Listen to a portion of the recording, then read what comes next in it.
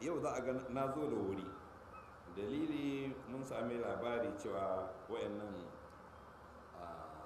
mutanen da suke da kishin ruwan shekar da jini har yanzu suna nan da kishin ruwan shekar da jininsu. Yau ma sun shirya wani operation da suka shirya shine sun ba'adin za su sa irin kayan harasawa din wanda suka mana kiyaye mana traffic din zamu wuce, sai su sa, amma za su zo da bindigogi. Sojoji za su zo su wuce sai su bude musu wuta, amma su sojojin ba san za a bude musu wuta, amma su nan da suka za su shiga harisawa, amma su ma sojan su sai su bude ma soja wuta. In suka bude wuta shikenan sai a ce shayes sun bude ma soja wuta. To daga nan kuma fa zance ya kare, dama da bidiyon su suna dauka ainihin shikenan zance ya kare, shi'a sun bude ma soja wuta, sun kashe sojoji kaza. Saboda haka daga nan kuma sai ainihin sai su kama hanya kuma sai sauran su ci gaba da kashe-kashe. To alhamdulillah ɗaya daga cikin su ya zo gaya mana jikinsa na ɓari, yana rawan jiki ya ce wallahi ga irin muguntan da aka shirya.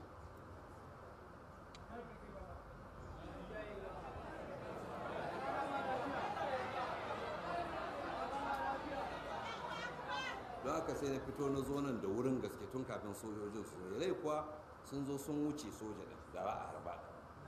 Motoci 4 kowace za ta ɗauki ke akalla soja 60, da kuma akwai wata jeep tana gaba, akwai kuma healers guda 2, akwai kuma ambulance kila wanda za a ɗauki gawakin sojojin, wanda sojan shi'a ne sa rigan shi'a zai harbe su. Kuma an ga duk sun fara zama hostile su a wannan round din common labintus, a nan suka yi niyan harbin, nan ne ma suka buɗe mana wuta farkon fara, nan suka yi niyan kuma yau za su buɗe mu soja wuta da sunan shi'a ne. to kuma suka zo Yalai aka yi ruwan sama duri ya rincaɓe, suka soko suka fi wuce. To muna jin wani muka ce kada wani haris ma ya bi ta wurin, ba ma za mu bi ta wannan hanyar ba, sai gaba ɗaya ba ma ba su gama kowa ba, sai dai a ga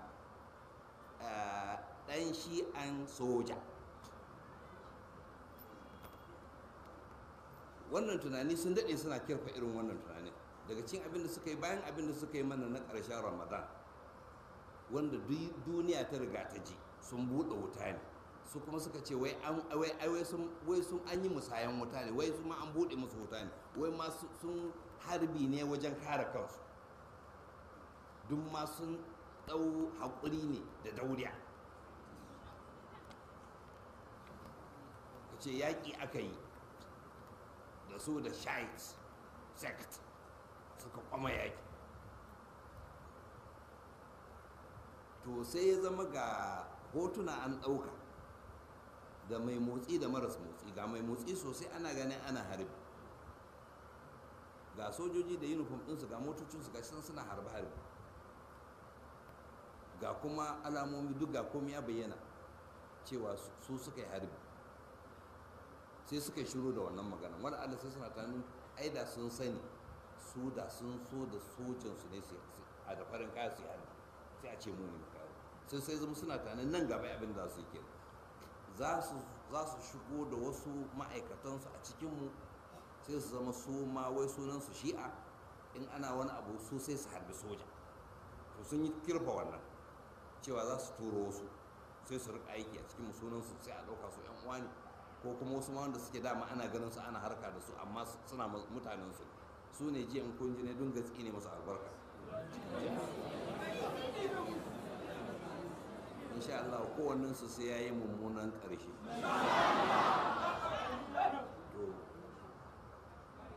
Da suka ko sun kirfa wannan ko sai suka da suka ce bai a yanzu bari za su bude wuta akan sojoji, sai su ce sojoji shi'a ne suka bude wuta, duk shi ma sun kirfa.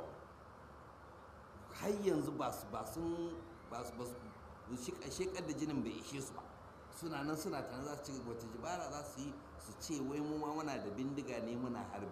Da za sun ji bayanin da na yi jiya, mace ai bindiga kayan mahaukaci ne, mu ko namu makamin hankali ne, ku ne mahaukata. ku ne masu kisan kai, mu muna neman mu tsamar da rayuka ne ba mu kashe rai ba. Bayan da za a ce shekara 36 muna abu, rana tsaka ka zo ka ce mana kisan kai muke. Galiban sojojin da suke sojoji yanzu tun kafin a haife su wani ma ba a wuri uwarsa ba muke wannan harka. Amma yanzu wai yanzu wai yana kitsa zai harbi ya ce mu muka yi harbi, wai harbi ne abin. To yanzu dai shirin kenan, to yanzu sun zo sojojin sun wuce, harbin bai yiwu ba shi a wurin ma gaba ɗaya, ba kowa ma, ba haris. Saboda haka sun ɗanyi mazoran suka wuce suka tafi ne. Amma waɗanda suka yi shigan da bindigoginsu haka nan suka ranka ya suka tafi. Insha Allahul azim mugun kullun ku ya ƙare a kanku, a hirɗinku a kanmu har abada insha Allah. Wato mutanen kullum tunani, ba wani tunani illa yaushe ne za su buɗe wuta su ce ana faɗa ne. Kwakwalwar ta doɗe, ba su da wani tunani sai wannan. To ko da wai ran da duk ko da a labaru wani mutum ya ji an ce an yi musayan wuta tsakaninmu da soja, ya san wuta kai ma soja don Allah ba abin kunya ba ne a cewa kana musayan wuta da mutanen gari, kai da aka yi maka tireni, ba abin kunya ba ne soja da ya yi tireni a ce mutu wai yana faɗa da mutanen gari sun buɗe mashi wuta.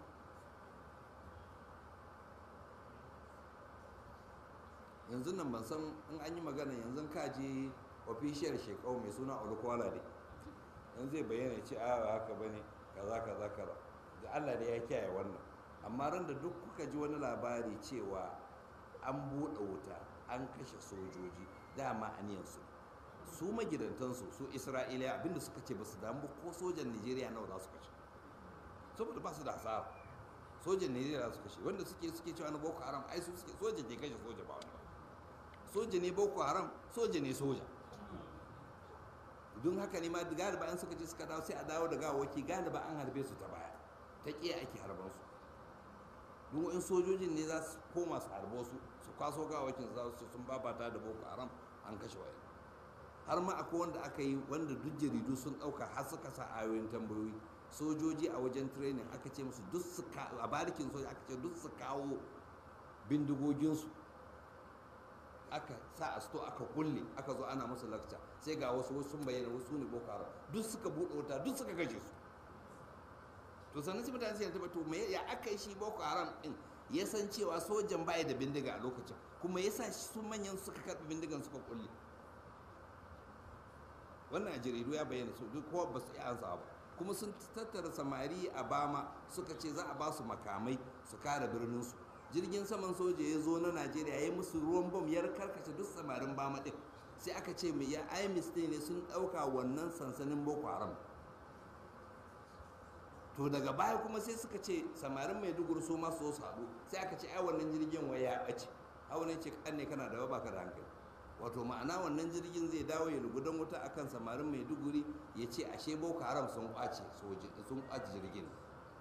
To duk da yake su suke wannan jazz din da kansu, yanzu kuma suna neman su juya akalan abin a kanmu ne, wai mu ne kuma muke mutu. To shi Boko Haram da kuke faɗi dangane da shi ba wanda ya san inda yake. Mu ko akwai mu da wujudi, akwai mu ne.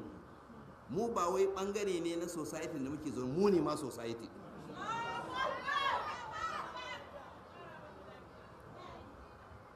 Saboda haka bayar da mutumin da aka san shi akalla shekara, rumar masu ma a cikin manyan so yake cewa ai shi ya sani shekara 40 da suka wuce, kuma aka din tun cikin mid 70s zuwa yanzu kamar shekara 40. yace sai bayan za a yi mutumin da kansa shekara 40 cur, yau rana ɗaya ka ce wai yanzu yana harbin mutane. To amma dai tunanin nasu ke harbi ne muke, to mu ba harbi muke, muna kira ne. Ran da duk wani ya ji an ce an yi harbi to mun san waye mai harbi, kuma ku daina tunanin za ku ruɗu kanku kan cewa za ku yi harbi ku ce mu ne, ku ci riba da shi. Wala Allah sun ji haushin wancan da suka yi ba su da evidence, sai zama muke da evidence mara nuna da hotuna da hadda bidiyo, to su zan tunanin to yanzu ma bari su ma su yi nasu bidiyo su zo su yi harbi su ce mu. To ko sai kuma ku kawo inda muke ilmantar da mutane su harbi ko muke kira ga harbi.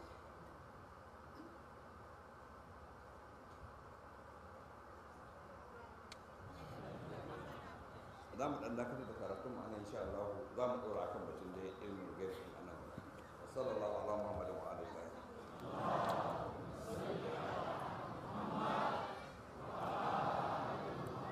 Allah ka gane da mu abin da muke karanta shirye da mu da shirye da ke ciki ka ba mu ikon aikata ربنا آتنا في الدنيا حسنة وفي الآخرة حسنة وقنا عذاب النار ربنا لا تزغ قلوبنا بعد إذ هديتنا وهب لنا من لدنك رحمة إنك أنت الوهاب سبحان ربك رب العزة عما يصفون وسلام على المرسلين والحمد لله